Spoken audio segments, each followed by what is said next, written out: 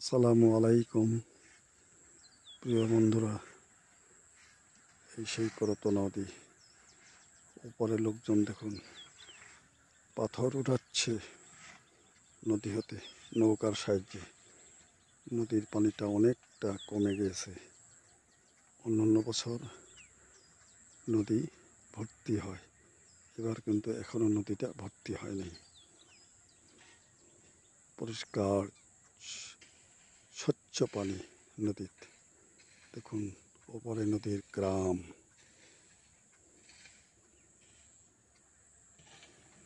লোকজন দেখুন নদী থেকে পাথর তুলছে।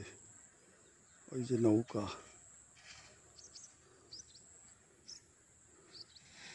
ওপরে বন, তারপরে বাড়িঘর। প্রকৃতি কত সুন্দর, তাই না প্রিয় বন্ধু? ধন্যবাদ।